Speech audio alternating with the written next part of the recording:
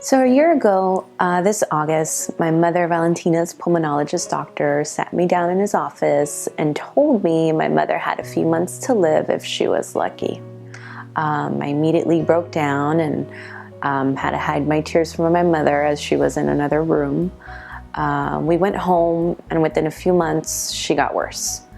So in March of 2018, after her dialysis arm shunt stopped working, they put in an emergency catheter to allow for dialysis access. Her regular dialysis arm had become severely clogged with huge blood clots.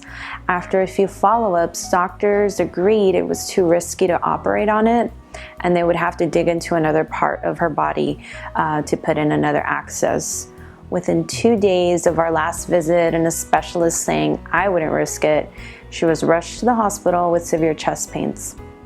They couldn't figure out what was causing the pain. They were ready to patch her up and send her home when we noticed her clogged arm was turning dark and started to leak blood. So they determined she needed to have the risky surgery to fix the arm before she bled out. So while she was hospitalized, she kept saying how scared she was. She said she didn't want to die, and she wanted to meet her, at the time, unborn grandson, Roman. So during this time, I had asked my family, my church family, and friends to please pray for her. My heart was so heavy, and I really couldn't just carry this on my own. So they continuously checked in on us and sent me scripture to read.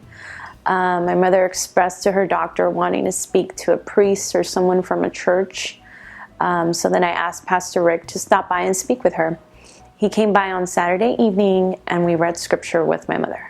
Pastor Rick read verses in English, and I Google translated them into Spanish. My mom said she didn't think she would go to heaven because she had not been to church in so long. So then we read John 3:16. On Monday evening, Rosalia, a member of my life group, came by to visit my mother. She had visited my mom during a previous hospitalization, brought her a goodie bag with tangible items for my mom. As a matter of fact, she had not met my mother outside the walls of the hospital. Rosalia had been in touch by phone and made a strong impression on my mom. She actually asked, "Is she always this nice?" I told her, yes, she is. And she said she just didn't know how to act around Rosalia because Rosalia is a Christian.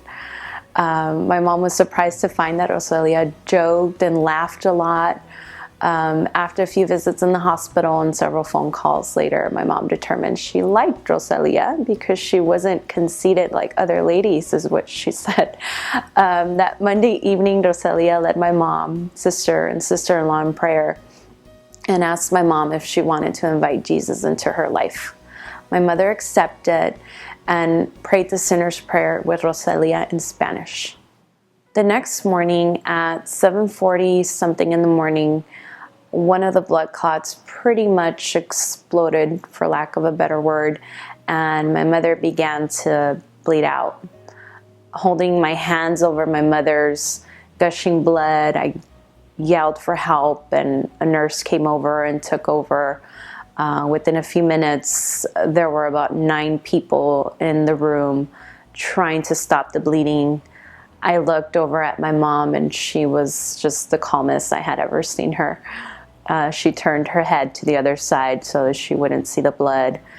I talked to her during the chaos and told her it was going to be okay. I told her she was fine.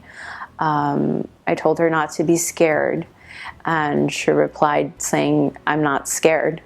So in that moment, I realized that prayer had in fact given her that peace that she had been seeking.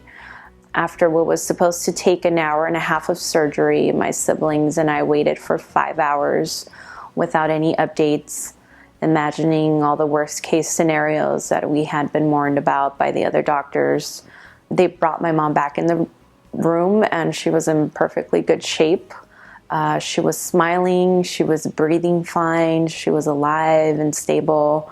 We just could not believe it. Her arm looked like a brand new arm. I couldn't believe how different it looked and how quick her recovery had been despite all the risks and all the warnings. These past 2 years have been an emotional roller coaster. It has not been easy on any of us, even less my mother. She was ready to give up several times. She had, in fact. Now she was she has good and bad days, but she's seen the power of God, the power of prayer, and God's unconditional love. So praise to God, and thanks to my life group, Pastor Rick, and all of God's mercy. My mother's still here and has opened her heart to Jesus.